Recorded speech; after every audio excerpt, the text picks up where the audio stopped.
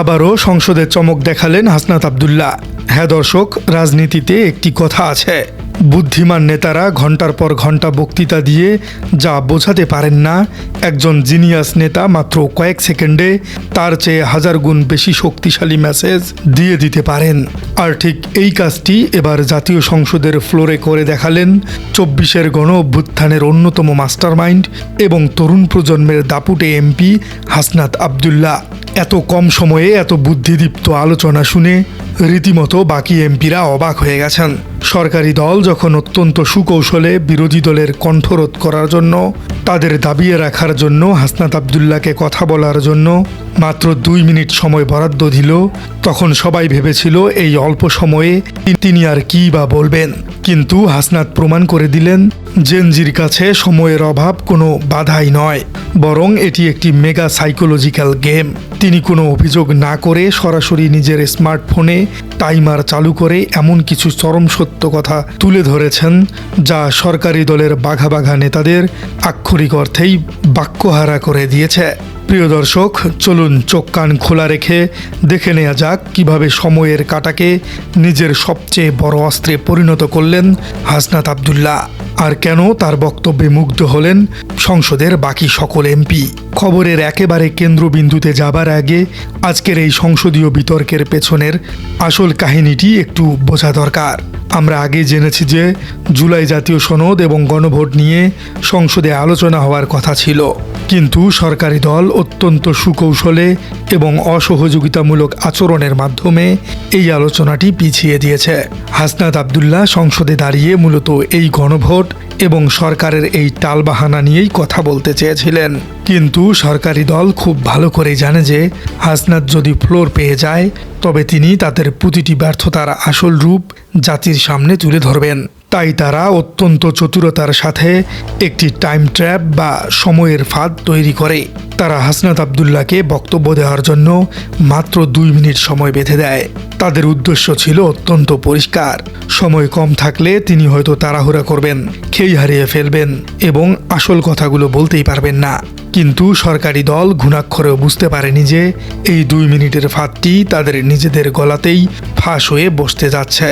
যখন স্পিকার ঘোষণা করলেন যে হাসনাত আব্দুল্লাহর জন্য মাত্র ২ মিনিট সময় বরাদ্দ, তখন সাধারণ কোনো নেতা হলে হয়তো স্পিকারের সাথে তর্ক জুড়ে দিতেন বা সময় বাড়ানোর জন্য অনুরোধ করতেন।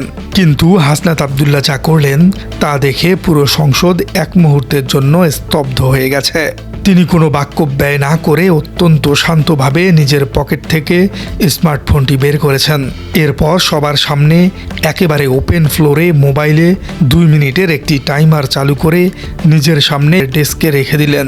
এটি শুধু একটি টাইমার ছিল না, এটি ছিল সরকারি দলের প্রতি এক বিশাল মানুষতাত্ত্বিক চপেটাঘাত। তিনি মূলত স্পিকার এবং সরকারি দলকে বুঝিয়ে দিলেন, আপনারা আমাকে সময় দিয়ে আটকাতে চান, আমি জেনজি, আমি ঘড়ির কাঁটার সাথে দৌড়াতে জানি, আমার কথা বলতে কোনো অতিরিক্ত সেকেন্ডের প্রয়োজন নেই। এই একটি মাত্র স্মার্ট মুভ বা জাদুকরী পদক্ষেপে তিনি শুরুতেই পুরো সংসদের মনস্তাত্ত্বিক নিয়ন্ত্রণ নিজের হাতে নিয়ে নেন। টাইমার অন করার পর হাসনাত আব্দুল্লাহ তার বক্তব্য শুরু করলেন এমন একটি লাইন দিয়ে যা বাংলাদেশের সংসদীয় ইতিহাসে একটি মাস্টারপিস ডায়লগ হিসেবে লেখা থাকবে। তিনি স্পিকারের চোখের দিকে তাকিয়ে অত্যন্ত শান্ত কিন্তু তীক্ষ্ণ কণ্ঠে বললেন, মাননীয় স্পিকার, আজ আপনার যেই ধরনের অনুভূতি হচ্ছে আমারও একই ধরনের অনুভূতি।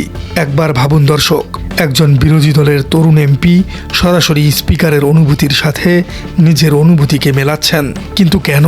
হাসনাত এর পরের লাইনেই সেই চরম সত্যটি ফাঁস করে দিলেন। তিনি বললেন, কারণ নিয়মের বেড়াজালে আপনাকে কখনো কখনো আটকে দেওয়া হয় আর আমাকেও আটকে দেওয়া হয়। এই একটি লাইনে তিনি মূলত পুরো রাষ্ট্রযন্ত্রের আসল রূপটি তুলে ধরেছেন। তিনি স্পিকারকে মনে করিয়ে দিয়েছেন যে স্পিকার যতই সম্মানিত হন না কেন, সরকারি দলের সাজানো নিয়মের বেড়াজালে তিনি আক্ষরিক অর্থেই একজন অসহায় বন্দী। স্পিকারের যে সরকারি দলের ইশারাতেই চলতে হয়, এই চরম সত্যটি তিনি অত্যন্ত নিখুঁত এবং ভদ্র ভাষায় পুরো জাতির সামনে উপস্থাপন করেছেন। এত অল্প সময়ে একটি রাজনৈতিক দলের চরম হিপোক্রেসি বা ভণ্ডামিকে হাসনাত আবদুল্লাহ অত্যন্ত দার্শনিক এবং একই সাথে আগ্রাসী ভঙ্গিতে বলেছেন, যারা রুল করে অর্থাৎ যারা শাসন করে তাদের অনুসারেই নিয়ম চলে। এরপর তিনি যে পাঞ্চ লাইনটি দিয়েছেন তা রীতিমতো কাঁপন ধরানোর মতো। তিনি বলেন, নিয়ম যখন ফেভারে থাকে তখন সেটা নিয়ম, আর যখন নিয়ম সরকারি দলের বিরুদ্ধে যায় তখন সেটা কাস্টম। হাসনাত আবদুল্লার চেয়ে নিখুঁতভাবে বর্তমান সরকারের চরিত্র আর কেউ এখন পর্যন্ত তুলে ধরতে পারেনি। হাসনাত আবদুল্লাহ আরও বলেছেন, যখন গণভোট তাদের পক্ষে থাকে তখন তারা সেটাকে জনগণের রায় বলে, আর যখন সেই রায় বাস্তবায়ন করার সময় আসে তখন তারা সংবিধান এবং প্রথার দোহাই দিয়ে পাশ কাটিয়ে যায়। হাসনাত মূলত চোখে আঙ্গুল দিয়ে দেখিয়ে দিয়েছেন যে এই দেশে আইন বা নিয়ম বলে কিছুই নেই। শাসকরা তাদের সুবিধা মতো আইনের সংজ্ঞাকে পরিবর্তন করে। সরকার যখন গণভোট এবং জুলাই সনদের আলোচনা পিছিয়ে দিচ্ছিল তখন তারা মূলত সংবিধানের দোহাই দিচ্ছিল। হাসনাত আবদুল্লাহ তার 2 মিনিটের টাইমারের মধ্যেই এই সাংবিধানিক মারপ্যাচ বা গোলকধাঁধাকেও অত্যন্ত কঠোর ভাষায় সমালোচনা করেছেন। তিনি বলেছেন, কোনটা সাংবিধানিক আর কোনটা অসাংবিধানিক এই বেড়াচালে সংসদ ঘুরপাক খাচ্ছে। অর্থাৎ দেশের কোটি কোটি মানুষ যখন তাদের অধিকারের জন্য অপেক্ষা করছে তখন সংসদ জনগণের কথা না ভেবে শুধু কিছু আইনের বইয়ের পাতা উল্টে সময় নষ্ট করছে। মাত্র 2 মিনিটের সেই স্বল্প সময়ের মধ্যেই তিনি জাতীয় রাজনীতির আলোচনা শেষ করে অত্যন্ত চমৎকারভাবে নিজের এলাকার একটি অত্যন্ত গুরুত্বপূর্ণ দাবিও তুলে ধরেছেন। তিনি তার এলাকার 40 কিলোমিটারের একটি রাস্তা ঠিক করার কথাও বলেছেন। অর্থাৎ হাসনাত আবদুল্লাহ সমান তালে জাতীয় রাজনীতি এবং তার স্থানীয় পলিটিক্স দুটির মধ্যে ভারসাম্য বজায় করে চলছেন। নিজের এলাকার সড়কের দাবিটি পেশ করার পর হাসনাত আবদুল্লাহ যখন আবারও সরকারের সেই সাংবিধানিক মারপ্যাচ এবং গণভোট নিয়ে আলোচনা শুরু করতে গেলেন, ঠিক তখনই ঘটল সেই চরম নাটকীয়তা। সরকারি দলের নির্দেশনায় তার টাইমারের 2 মিনিট শেষ হওয়ার অজুহাতে হঠাৎ করেই তার মাইক্রোফোনটি অফ বা বন্ধ করে দেওয়া হলো। সংসদে নেমে এলো এক অদ্ভুত পিন পয়েন্ট নীরবতা। সরকার হয়তো ভেবেছিল মাইক অফ করে দিয়ে তারা হাসনাতকে থামিয়ে দিতে পারবে। তারা ভেবেছিল তারা কণ্ঠরোধ করে তারা একটি বিশাল বিজয় অর্জন করেছে, কিন্তু আসল সত্যটি ছিল সম্পূর্ণ ভিন্ন। মাইক অফ করে সরকার মূলত নিজেদের ভীতি এবং অসহিষ্ণুতাকেই পুরো জাতির সামনে সমানে প্রকাশ করে দিয়েছে। আর হাসনাত আবদুল্লাহ তিনি ততক্ষণে তার কাজ হাসিল করে নিয়েছেন। মাইক অফ হওয়ার আগেই তিনি যা বলার তা অত্যন্ত নিখুঁতভাবে বলে দিয়েছেন। স্পিকারের অসহায়ত্ব, সরকারের হিপোক্রেসি, রুলস বনাম কাস্টমের খেলা, সাংবিধানিক মারপ্যাচ এবং নিজের এলাকার মেগা সড়কের দাবি, এই 5টি অত্যন্ত হেভিওয়েট এবং মেগা টপিক তিনি মাত্র 120 সেকেন্ডের মধ্যে পুরো জাতির সামনে উপস্থাপন করে দিয়েছেন।